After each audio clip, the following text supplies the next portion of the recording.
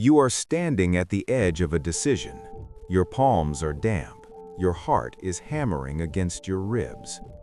Maybe it is a career pivot you have not told anyone about. Maybe it is walking away from a stable salary to build something of your own. Or maybe it is the choice to finally leave a role that looks great on paper but is slowly hollowing you out. The people around you have a word for this. They call it reckless. They see a gamble. They see a lack of stability. You feel the dreaded lump in your throat. You start to wonder if they are right. You look at your graveyard of past ideas. You wonder if this is just another impulse. You feel like a flake. But your diagnosis is wrong. You are not reckless. You are not a gambler. You are not broken or addicted to chaos. In behavioral psychology, we have a different term for you. You are a strategic surveyor. Your brain is not looking for a thrill. It is looking for signal versus noise. What others see as risk, you see as hardware calibration. You are not jumping into the dark. You are simply recording the world in 8K resolution, and that is a very different thing. Look up. We need to talk about your hardware. Inside your brain, you have an ancient bodyguard. This is your amygdala. Its only job is to keep you alive. To your bodyguard, new equals deadly. When you think about leaving your job, launching your idea, or betting on yourself, the bodyguard screams. It floods your circuitry with cortisol. It tries to shove your rational brain out of the driver's seat. Think about it like this. Imagine you are a Formula One engineer. Your car is built for 220 miles per hour. But every time you approach the starting line, a security guard in a high-visibility vest runs onto the track and waves a stop sign. That is your bodyguard. He is not your enemy. He is just calibrated for a world that no longer exists. But the strategic surveyor has a highly developed AMCC. Think of this as the friction muscle. While the bodyguard is panicking, the AMCC is calculating the signal. It is assessing the biological reality of the situation. It is asking, is this actual danger, or is this just the engine running at full capacity?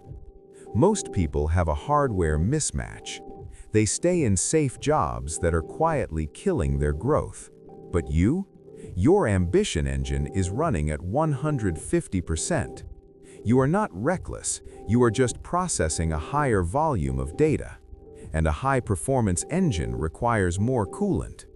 When you feel the anxiety before a big move, that is not a flaw, that is emotional sweating. That is how you cool the engine down. Now, let's be honest. Emotional sweating without a system is just suffering. We need to install a new operating system. We call this the alpha-beta calibration system. This is not motivational advice. This is a two-phase execution protocol. It moves you from emotional improvising to strategic deployment. It stops the bodyguard from hijacking the car. The alpha phase is data harvesting.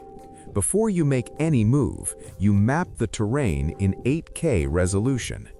Think of a designer who wants to leave their agency job and go freelance.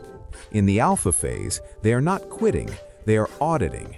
They are identifying their 3 most marketable skills, calculating their minimum viable income, and running one freelance project on the side to collect baseline reality data.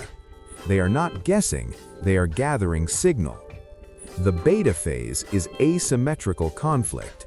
This is where you find the path where the downside is a small bruise, but the upside is a total identity reframe. That same designer does not quit cold. They line up 2 anchor clients first. The worst case, they return to agency work with a stronger portfolio. The best case, they never have to. That is asymmetrical conflict. The risk is real, but it is engineered to be survivable. How do we run this system in the real world? 3 protocols. Protocol 1.